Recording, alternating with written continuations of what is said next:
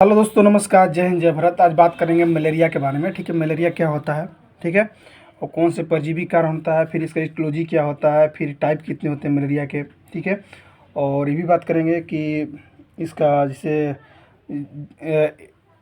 Investigation क्या करेंगे, complication क्या होता है, जनरल मेजरमेंट क्या करना चाहिए। ठीक है, इसे मतलब ए से लेकर जेड तक बताऊंगा। ठीक है, अगर आप मेरे चैनल पर नए हैं तो मेरे चैनल को सब्सक्राइब कीजिएगा, सपोर्ट कीजिएगा, बेल आइकन को हिट कीजिएगा, शेयर जरूर कीजिएगा ताकि एक दूसरे व्यक्ति की जानकारी मिल जाए। ठीक है, कि मलेरिया होता कैसे है। ठीक है, ठीक, बात करते हैं कि मलेरिया क्या होता है। बता दूं कि मलेरिया एक ऐसा रोग है, ठीक है, बता दूं कि मलेरिया हर घर में एक दो पेशेंट मिल जाएंगे आपको। ठीक है, ठीक, ज़्यादातर कौन महीने में होते हैं, बता दूं कि सितंबर, अक्टूबर, नवंबर। ठीक है, इन महीने में ज़्यादा मलेरिया बीमारी देखने को मिलता है। ठीक है, ठीक, तो बात करते हैं। मलेरिया एक ऐसा रोग है जिसमें रोगी को सर्दी और सिर दर्द के साथ साथ बार बार बुखार आता है। ठीक है, इसमें बुखार कम हो जाता है तो कभी दोबारा आ जा भी सकता है। ठीक है, गंभीर मामलों में रोगी को कोमा में भी चला जाता है। किसी किसी में क्या होता है कि कोई रोग पेशेंट की मलेरिया होता है तो कभी कोई कोई कोमा में भी चल जाता है। ठीक है, उसकी कभी कभी क्या होता है, मलेरिया के कारण किसी किसी में मृत्यु भी हो जाती है। ठीक है, अब बात करें कि मलेरिया कौन से बैक्टीरिया कारण होते हैं, कौन परजीवी कारण होते हैं। बता दूं कि मलेरिया प्लाज्मोडियम नामक परजीवी के कारण होता है। कौन परजीवी कारण होता है? प्लाज्मोडियम नामक परजीवी जो होते हैं उसके कारण होता है। ठीक है, मलेरिया मादा एनाफिलीज मच्छर काटने से। कौन से? अब बात करें कौन मच्छर काटने से होता है, तो मादा एनाफिलीज के मच्छर काटने से मलेरिया शुरू होता है, जो इस परजीवी के को शरीर में छोड़ देता है। ठीक है, बता दूं कि यह रोग भूमध्य रेखा के आसपास उष्णकटिबंधीय क्षेत्रों में पाया जाता है, जिसमें सब सहारा अफ्रीका, एशियन, एशियन में भारत भी आ गया। ठीक है, एशियन जिसमें सब सहारा अफ्रीका के एशियन उत्तरदात देश शामिल है। ठीक है, भारत में यह रोग पूरे वर्ष रहता है। हाँ, क्योंकि इससे गंदगी यहाँ पे थोड़ा ज़्यादा रहता है ना, नली की उसमें मेन रीजन होता है। जैसे नली, घर के पास नली है तो अब पानी प्रवाह आने जाने का, तो उसमें साफ़ सुथरा रखना होगा। ठीक है, नहीं तो फिर आप उसमें पनप सकते हैं मलेरिया के कीटाणु। ठीक है, जीवाणु। ठीक है, ये होते रहता है। हालांकि मच्छर प्रजनन के कारण बारिश के दौरान है, बारिश के बाद भी ये रोग लोग में रहते हैं। ठीक है, कंटिन्यू। ठीक, अब बता दूं कि जैसे WHO ने बताया है कि मतलब WHO का full form world health organisation मतलब होता है। मतलब विश्व स्वास्थ्य संगठन यानी WHO जिसको बोलते हैं, के मुताबिक दक्षिण पूर्व एशिया में कुल मलेरिया के मामलों में से बता दूं 77% मामले भारत में है। यह रोग मुख्य रूप से राजस्थान, गुजरात, कर्नाटक, गोवा, दक्षिणी मध्य प्रदेश, छत्तीसगढ़, झारखंड, उड़ीसा और पूर्वोत्तर राज्यों में सब पाया जाता है। ठीक है, ज़्यादातर किसको प्रभावित करते हैं बता दूं कि दूसरे की तुलना में कुछ जनसंख्या समूह पर मलेरिया का खतरा अधिक रहता है। इसमें ज़्यादातर बता दूं कि शिशु, 5 वर्ष से कम उम्र के बच्चों को या गर्भवती महिलाओं और HBI एड्स के रोगी के साथ ही गैर प्रतिरक्षा प्रवासी एक जगह से दूसरी जगह जाने वाले लोग को या यात्री में भी हो जाते हैं। ठीक है, अब किसी व्यक्ति को अगर मलेरिया हो गया तो क्या क्या शरीर में दिखने को मिलेगा, लक्षण क्या क्या देखने को मिलेगा। बता दूं कि मलेरिया के लक्षण संक्रमित मच्छर के काटने से 7 दिन के बाद विकसित होता है। ठीक है, मतलब आज हमको मच्छर काटा तब तुरंत हमको नहीं बीमारी होना, 1-2 दिन नहीं, 7 दिन के बाद उसका लक्षण दिखने को मिलेगा। ठीक है,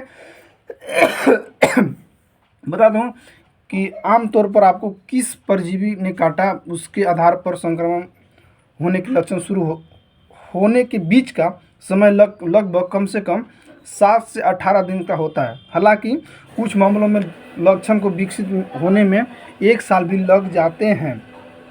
ठीक है, किसी व्यक्ति का मलेरिया हो गया तो क्या क्या लक्षण दिखने को मिलेगा बता दूं।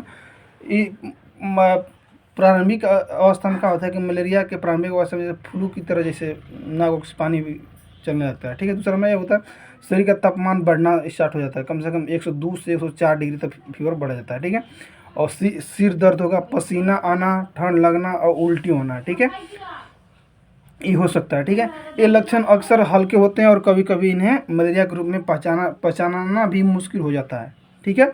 इसे बता दूँ कि कैसे कैसे होता है। जैसे मलेरिया के जैसे कि कुछ प्रकार के मलेरिया के जैसे बुखार 48 घंटे के चक्र के मतलब साइकिल के आधार पर से होता है। इन चक्रों के दौरान आपको कपकपी के साथ साथ आपको पहले ठंड लगती है, फिर पसीना और थकान के साथ आपको बुखार आता है।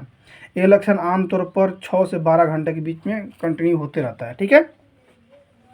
अब बात करें जैसे मांसपेशियों में क्या होता है कि मांसपेशियों में दर्द होता है, दस्त किसी किसी में दस्त भी होने लगता है, ठीक है। और बात करते हैं जैसे आमतौर पर अस्वस्थ महसूस भी करना सब लक्षण है, ठीक। अब बता दूं कि जैसे सबसे गंभीर प्रकार के मलेरिया का कारण प्लाज्मोडियम फाल्सीफेरस परजीवी, अगर इसका शीघ्र उपचार न हो तो इससे आपके जीवन पर गंभीर परिणाम पड़ सकते हैं, जैसे कि सांस लेने की समस्याएं और अंगों का काम नहीं करना। इसके कारण एनीमिया, सेरेब्रल मलेरिया, मस्तिष्क क्षति, बहुत कम रक्त शर्करा भी हो सकता है, जिसके परिणाम स्वरूप कोमा हो सकता है। किसी किसी में क्या होता है कि किसी किसी मलेरिया के कारण मृत्यु भी हो जाती है, ठीक है। जैसे ठीक, मलेरिया से ज़्यादा जोखिम वाले क्षेत्र में रहने या क्षेत्र में दौरा यदि आपको तेज बुखार या अनुभव होता हो तो अपने चिकित्सक से जरूर से मतलब जो मैं सिम्टम बताया तो ये सब तुरंत होने पर आप तुरंत अपने नज़दीकी डॉक्टर से जरूर संपर्क करें, ठीक है। ठीक, मलेरिया होने पर परजीवी 1 वर्ष तक आपके शरीर में निष्क्रिय रह सकते हैं। यदि आपको मलेरिया को गंभीर लक्षण है तो आप बताया था कि तुरंत ही तत्कालीन अपने नज़दीकी डॉक्टर से जरूर संपर्क कीजिएगा, ठीक है। अब मलेरिया के प्रकार, ठीक है। मलेरिया कितने प्रकार के होते हैं? ऐसे तो बताया गया है 4 प्रकार के, लेकिन इसे होता है 5 प्रकार के। कौन कौन? एक होता है मलेरिया परजीवी के मुख्य 5 प्रकार के होते हैं। पहला प्लाज्मोडियम फाल्सीफेरम, ठीक है। दूसरा प्लाज्मोडियम वाइवेक्स, ठीक है। तीसरा होता है प्लाज्मोडियम ओवेल्स, ठीक है। चौथा होता है प्लाज्मोडियम मलेरिया और 5वां होता है प्लाज्मोडियम नोवेल्सी, ठीक है। तो पूरे इसके बारे में विस्तार रूप से जानते हैं कि कौन कितने कितने दिन के होते हैं, ठीक है। तो बता दो कि प्लाज्मोडियम फाल्सीफेरम जो होते हैं यह मुख्य रूप से अफ्रीका में पाया जाता है। यह सबसे आम प्रकार का मलेरिया है।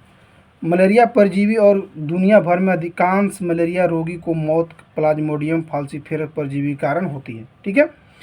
दूसरा होता है प्लाज्मोडियम वाइवेक्स, ठीक है। यह मुख्य रूप से एशिया और दक्षिण अफ्रीका में पाया जाता है। यह परजीवी प्लाज्मोडियम फाल्सीफेरम की तुलना में मलेरिया के हल्के लक्षण का कारण बन सकता है, लेकिन यह 3 साल तक लीवर में रह सकता है और इसके परिणाम स्वरूप फिर से यह रोग दोबारा डेवलप कर सकता है, ठीक है।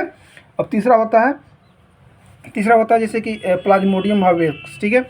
यह परजीवी काफ़ी असमान और आमतौर पर पश्चिमी अफ्रीका में पाया जाता है। यह मलेरिया लक्षणों के उत्पादन के बिना कई वर्षों तक आपके लीवर में कंटिन्यू रह सकता है, ठीक है। चौथा वाला होता है प्लाज्मोडियम मलेरिया, ठीक है। यह परजीवी काफ़ी दुर्लभ और आमतौर पर केवल अफ्रीका में सिर्फ पाया जाता है, ठीक। 5वां होता है प्लाज्मोडियम नोवेल्सी। यह परजीवी बहुत दुर्लभ और दक्षिणी पूर्व एशिया में कुछ हिस्सों में पाया जाता है, ठीक है। ठीक, अब बात करते हैं मच्छर किसी व्यक्ति काट रहा है, ठीक है, तो फैलता कैसे है, ठीक है। फैलने का मुख्य कारण बहुत सारे हो सकता है। जैसे प्लाज्मोडियम परजीवी मुख्य रूप से मादा एनाफिलीज मच्छर के काटने के दौरान फैलता है, जो मुख्य शाम और रात को काटते हैं। केवल एनोफिलीज मच्छर मलेरिया ट्रांसमिटेड कर सकते हैं और वह भी तभी जब वह पहले से ही मलेरिया से संक्रमित व्यक्ति के रक्त में संक्रमित हुए हों, ठीक है। ऐसा नहीं कि जैसे प्लाज्मोडियम कैसे करते हैं, एक दूसरे व्यक्ति मलेरिया हुआ है वह वहाँ काटा, फिर दूसरा व्यक्ति को अगर काटता है तो आपको भी संक्रमित कर सकते हैं, ठीक है। अब मलेरिया के कारण, ठीक है, मलेरिया कैसे होता है इसके बारे में बात कर लें। बता दूं कि मलेरिया कैसे होता है। मलेरिया एक प्रकार की परजीवी के कारण होती है, ठीक है, जिसे प्लाज्मोडियम कहा जाता है। प्लाज्मोडियम परजीवी कई अलग अलग प्रकार के होते हैं, मतलब, ठीक है, लेकिन 5 ऐसे प्लाज्मोडियम परजीवी हैं जिनके कारण हमारे शरीर में मलेरिया हो सकता है, ठीक है। इसे मलेरिया कैसे फैलता है, ठीक है। बता दूं कि यदि आप मलेरिया से संक्रमित हैं और आपको एनाफिलीज मच्छर काटता है तो उस मच्छर में मलेरिया के परजीवी चले जाते हैं, ठीक है। या वो मच्छर मलेरिया से पीड़ित व्यक्ति काटने के बाद तुरंत किसी दूसरे व्यक्ति काटता है तो मलेरिया परजीवी का संचरण उसके शरीर में हो जाता है, ठीक है। जब मलेरिया परजीवी उसके लीवर में प्रवेश करता है तो वह कुछ साल 1 वर्ष तक उसके लीवर में रह सकते हैं, ठीक है। जब परजीवी परिपक्व या इसके मेच्योर बोलते हैं होते हैं तो लीवर को छोड़ देते हैं और उनकी लाल रक्त कोशिकाओं को संक्रमित करते हैं। यह तब होता है जब आमतौर पर लोगों में मलेरिया के लक्षण विकसित होने लगते हैं, ठीक है। और